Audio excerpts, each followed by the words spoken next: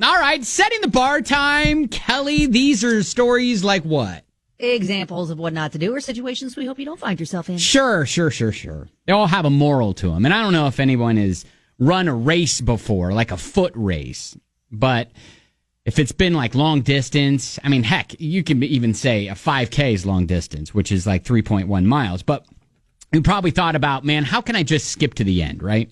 Right. Like, I'm done with it. I want it to be over. Can we end it? Yeah, so if you can manage to make it through the day without taking a car when you're supposed to be running a race, you're doing okay. Oh, yeah. Typically, you're not supposed to do that. So this long-distance runner was banned for 12 months for riding a car during an ultra-marathon. Now, that is a 50-mile race. Why are you signing up for that? Well, people do. That's almost like an Ironman, right? Like, how long would it take you to run that typically? Yeah, a long time. But this long distance runner, I guess, the data, she was caught because, they have tracking systems in your bibs, in the bibs that you wear, the numbers that you wear.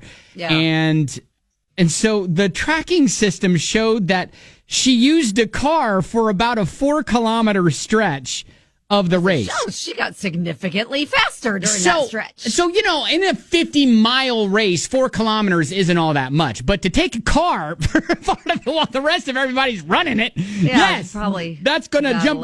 Got there faster. But here's the thing. She said, look, I let the race officials know that I was in a car, and I finished the race in a, quote, non-competitive way.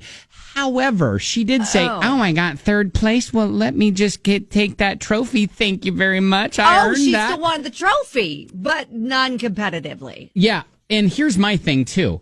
I like how she decided to go third place. Like, if she would have taken the car and, say, won, then that would have been a little bit more suspect. Am I right? Oh. But she was like, it's third place, so it's fine.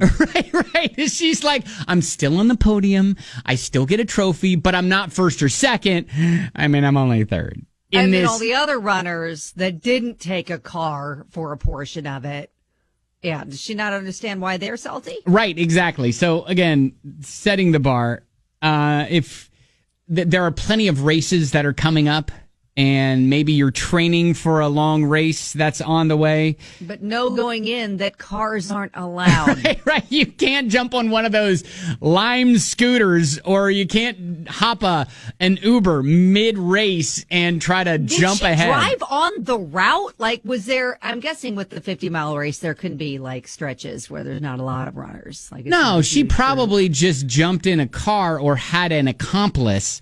Right. That drove her, skipped a section of the race course. Somebody like, listen, I'm fading. So it's like fading. I'm gonna need you to do me a solid. It's like, instead of like going up to the end of the block, turning right, and then turning right again, it's like her accomplice just grabbed her and then cut through the neighborhood and then picked her up on the other end. You know what I mean? So okay. Anyways, so. Yeah, I was just going to need you to do me a solid. It's like mile 35. I'm fading. Okay. I'm going to need a little We're going to need you help. to. If you could just meet me at the corner, I'll hop in. It's like, I got you, fam. I'm going to give you a donut and some Gatorade, and we'll be good. Probably. There had to be snacks, right? Yeah, like, for sure. Don't show up without water and snacks. All right, so there you go again. And if you can manage to make it through the day without taking a car when you're supposed to be running the race, then you're doing okay. Oh, 50 miles. Yep, that is your set of the bar story.